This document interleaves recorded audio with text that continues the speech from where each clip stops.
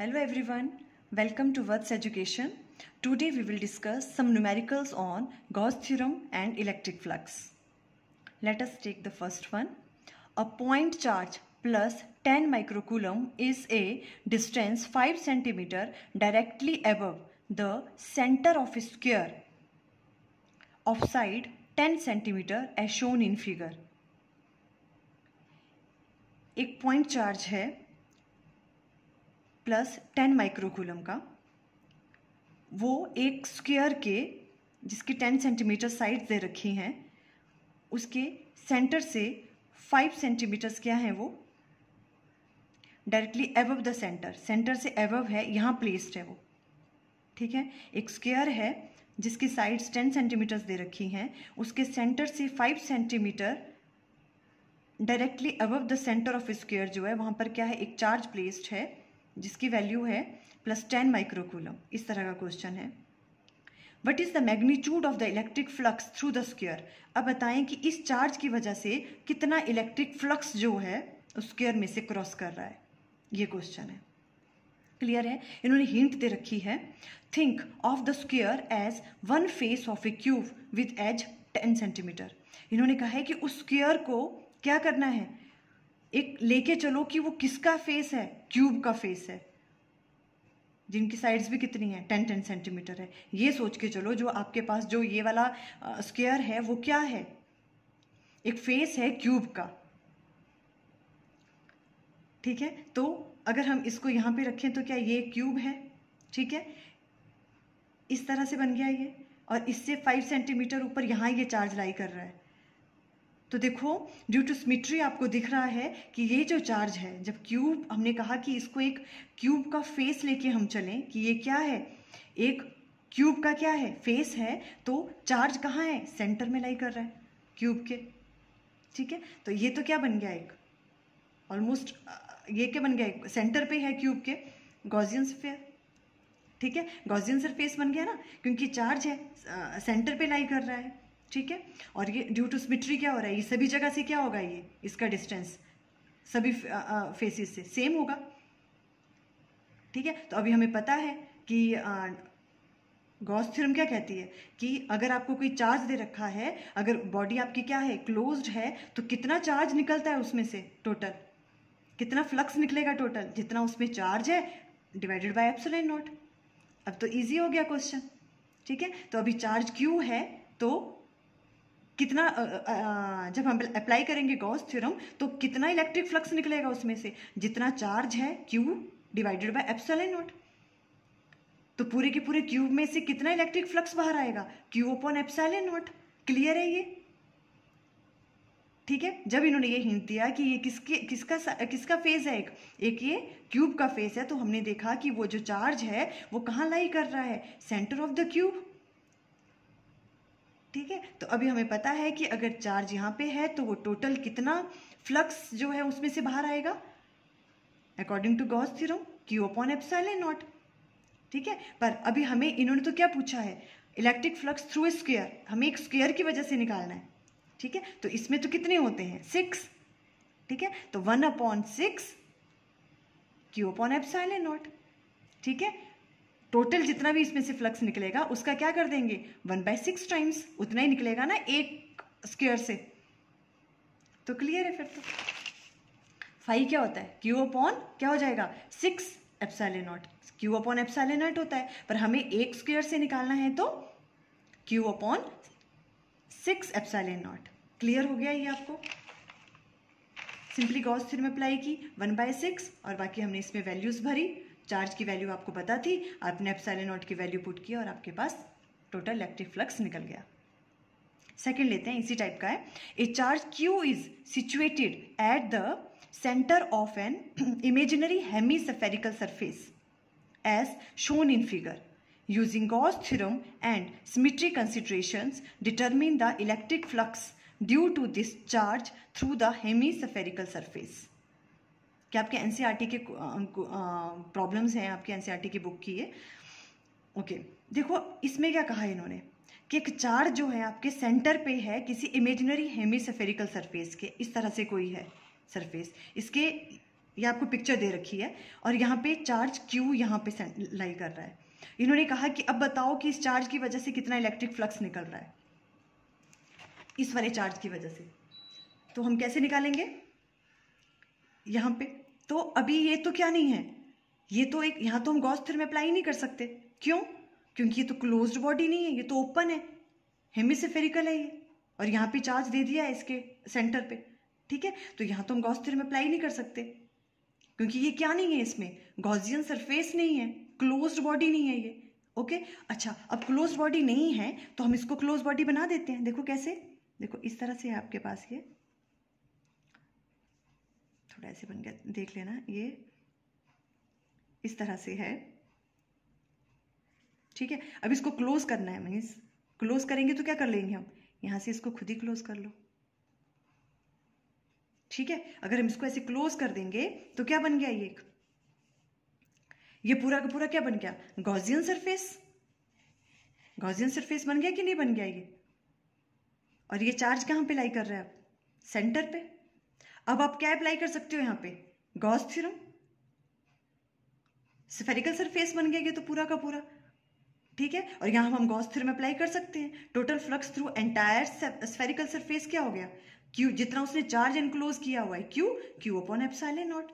इतना electric flux यहाँ से बाहर आ रहा है, क्यू अपॉन एप्सिलॉन नॉट, ठीक है। हमने क्या किया, इसको हमने क्या किया, क्लोज कर दिया, और ये क्या बन गया, एक स्फेरिकल गॉसियन सरफेस बन गया, और हमने गॉस थ्योरम अप्लाई कर दी। जब वो क्लोज बन गया तो उसमें क्या कहा कि उसमें इलेक्ट्रिक फ्लक्स कितना होगा, क्यू अपॉन एप्सिलॉन नॉट, जितना इसने चार्ज एनक्लोज किया है डिवाइडेड बाय एप्सिलॉन नॉट, ठीक है। पर अब हमें तो पूरे का नहीं निकालना है, हमें तो क्या था क्वेश्चन में कि ऐसे हेमिस्फेरिकल दिया हुआ, इससे बताओ कितना फ्लक्स बाहर निकल रहा है। तो अब क्या करेंगे, पूरे से अगर क्यू अपॉन एप्सिलॉन नॉट निकल रहा है तो इसने हाफ वाले से कितना निकलेगा, 1/2 of total Q upon epsilon not. Clear हो गया इधर? आप सिमेट्री के थ्रू देखें तो भी, क्योंकि जितना ये यहाँ पर था उतना ही हमने यहाँ पे क्या बना दिया, इमेजिनरी अपनी तरफ से, और इसको पूरा कर लिया, गॉसियन सरफेस बना दिया, ठीक है। तो जितना यहाँ से फ्लक्स जाएगा उतना ही वहां से जाएगा, तो हमने हाफ ले लिया। अगर टोटल से क्यू अपॉन एप्सिलॉन नॉट जा रहा है तो इस वाले हाफ हेमिस्फेरिकल से कितना जाएगा, 1/2 Q upon epsilon naught. This is the answer. Important है ये question test point of view से। ओके, नेक्स्ट लेते हैं आप। A hollow cylindrical box of length of 1 metre and area of cross section 25 centimeter square is placed in a 3-dimensional coordinate system as shown in figure। एक hollow cylindrical box है, hollow cylinder है एक, ठीक है। उसको हमने कहाँ पे इस तरह से प्लेस कर दिया है कोऑर्डिनेट सिस्टम में, और इसका एरिया हमें दे रखा है, एरिया कितना है, 25 centimetre square. The electric field in the region is given by E equal to 50x। Electric field, इसको थोड़ा ध्यान से समझना, E equal to 50x और I vector means electric field किस डायरेक्शन में लग रही है, x एक्सिस की तरफ को। इलेक्ट्रिक फील्ड की डायरेक्शन कहाँ है, इस डायरेक्शन की तरफ को, क्योंकि I वेक्टर है। क्लियर है? उसकी वैल्यू 50x दे रखी है, और x क्या है, वो मीटर में है, ठीक है। x इन मीटर, और ई जो क्या है इलेक्ट्रिक फील्ड के यूनिट्स हैं वो न्यूटन पर कूलम है। बस ये क्वेश्चन आपको दे रखा है। अभी देखो इस तरह से ये सिलेंडर यहाँ पे इन्होंने रखा हुआ है। अब इसमें से बताओ, इन्होंने कहा कितना इलेक्ट्रिक फ्लक्स बाहर आ रहा है। फर्स्ट वाला case, net flux through the cylinder, पूरे सिलेंडर से बताओ कितना इलेक्ट्रिक फ्लक्स बाहर आ रहा है। देखो सबसे पहले तो हम क्या करेंगे, हमारे पास कितने सरफेस बन रहे हैं, देखो एक तो ये वाला है, एक तो ये है, ठीक है, ये वाले 2 सरफेस, और एक ये क्या है जो कर्व्ड सरफेस है, ये वाला कर्व्ड सरफेस। देखो हम क्या करते हैं इलेक्ट्रिक फ्लक्स निकालने के लिए, एरिया वेक्टर की डायरेक्शन लेते हैं इलेक्ट्रिक फील्ड से। इलेक्ट्रिक फील्ड इस तरफ लग रही है, इस कर्व्ड सरफेस का एरिया वेक्टर लेंगे, हम बहुत बार कर चुके हैं, कर्व्ड सरफेस का एरिया वेक्टर इस डायरेक्शन में, और इलेक्ट्रिक फील्ड इस डायरेक्शन में, एंगल इज 90 डिग्री, तो cos 90 इज 0, तो कर्व्ड सरफेस की वजह से तो इलेक्ट्रिक फ्लक्स क्या आ गया, 0, ठीक है। तो इसको तो भूल जाओ, ठीक है। अब हम देखेंगे कि जो इलेक्ट्रिक फ्लक्स है वो इन दोनों वाले सरफेसेस की वजह से कैसे कैसे निकलेगा। क्लियर? इनको हम कैलकुलेट करेंगे ई डॉट एस करके, ई एस कॉस थीटा करके, इनकी इलेक्ट्रिक फील्ड और एरिया वेक्टर की डायरेक्शंस निकाल के, और जो टोटल आएगा इस वाली तरफ से और इस वाली जो दोनों की तरफ से जो इलेक्ट्रिक फ्लक्स निकलेगा उनको ऐड कर लेंगे, and that is the total electric flux जो इसमें से क्रॉस करेगा। क्लियर है? हमने इन दोनों को तो कैंसिल कर दिया कर्व्ड सरफेस की वजह से, क्योंकि एंगल क्या बन रहा था, ई और एस के बीच में, एरिया वेक्टर और इलेक्ट्रिक फील्ड के बीच में 90 डिग्री, और cos 90 0 होता है। क्लियर है यहाँ तक? ओके, अब आप आ जाओ, देखो flux through the curved surface of the cylinder is 0। अब हमने फर्स्ट इस वाले केस को लो, लेफ्ट साइड वाले केस को लो पहले आप, यहां से कितना इलेक्ट्रिक फ्लक्स बाहर आएगा। ठीक है, जैसे हम ये लेते हैं यहाँ पे, जैसे इसमें से कितना इलेक्ट्रिक फ्लक्स बाहर आएगा, इस वाले में, लेफ्ट वाला पोर्शन में ले लिया, इसमें आपके पास एरिया वेक्टर की डायरेक्शन कहाँ लगेगी, इस डायरेक्शन में, एस की डायरेक्शन, और इलेक्ट्रिक फील्ड किस तरफ को लग रहा है, ये वाला, इलेक्ट्रिक फील्ड की डायरेक्शन इधर है और एरिया वेक्टर की डायरेक्शन इधर है, तो इन दोनों के बीच में एंगल क्या हो गया, एंगल क्या हो गया इस वाले केस में 180। ठीक है, तो अभी अगर आपको ई लेफ्ट साइड वाला निकालना है, लेफ्ट साइड वाला निकालना है, तो उसके लिए मैग्नीट्यूड ऑफ इलेक्ट्रिक फील्ड क्या आएगा, 50x, यहां से यहां तक इस वाले की वजह से निकाल रहे हैं ना, तो यहां पे मैग्नीट्यूड ऑफ इलेक्ट्रिक फील्ड क्या होगा, यहां से यहां तक कितना है ये 1 मीटर, तो x की वैल्यू क्या है 1 मीटर 1। क्लियर हुआ ये क्यों लिखा, मीन्स 50 आ गया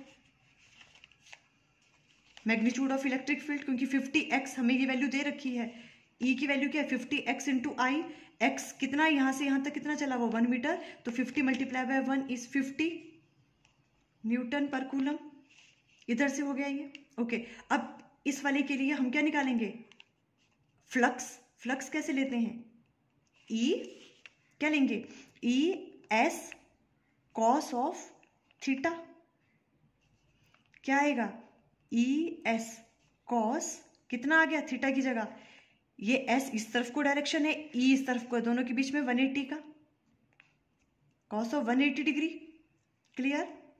नेक्स्ट ई की जगह राइट डाउन कर लो, क्या है 50, हमने कैलकुलेट किया लेफ्ट साइड के लिए 50 मल्टीप्लाई बाय एस, एस की वैल्यू आपके पास दे रखी है, देखो एस कितना है 25 सेंटीमीटर स्क्वायर, मैं यहां राइट डाउन कर रही हूं, एस इक्वल टू है 25 सेंटीमीटर स्क्वायर। आपको उसको मीटर में कन्वर्ट करना है, तो कैसे करते हैं मीटर में कन्वर्ट, 25 डिवाइडेड बाय मीटर में करना है, तो मीटर में करना है तो क्या करेंगे 100 मल्टीप्लाई बाय 100 ऐसे आएगा ना, 25 multiply by 10 raise to power -4 metre square, हम राइट डाउन कर सकते हैं इसको ऐसे, क्योंकि मीटर में करना है, हमें सेंटीमीटर में दे रखा था, तो यहाँ क्या आ जाएगा 25 into 10 raise to power -4। Clear है यहाँ तक?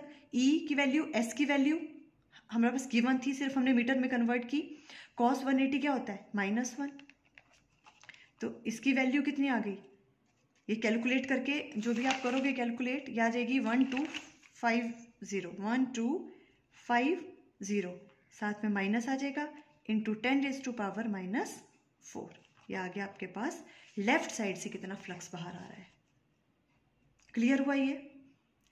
हमने ई की वैल्यू ली 50x, x की वैल्यू यहां से यहां तक हम कितना है ये 1, तो 50 मल्टीप्लाई 1 इज दिस वन, और फ्लक्स कैसे निकालना है फिर, E S cos theta, E S cos, इनके बीच में एंगल कितना 180, ठीक है, और ई की वैल्यू भी है हमारे पास, एस की वैल्यू भी है, और cos 180 -1 हो गया, इसको कैलकुलेट किया तो ये आ गया आपके पास लेफ्ट साइड से कितना फ्लक्स बाहर निकला। ऐसे ही अब हमें किसके लिए निकालना है कि इस वाले पोर्शन से राइट साइड से कितना फ्लक्स बाहर आ रहा है। इस वाले केस में देखो ई की डायरेक्शन इलेक्ट्रिक फील्ड की इसी तरफ है, और यहां पे जब हम एरिया वेक्टर की डायरेक्शन देखते हैं तो वो भी क्या आएगी इसी डायरेक्शन में,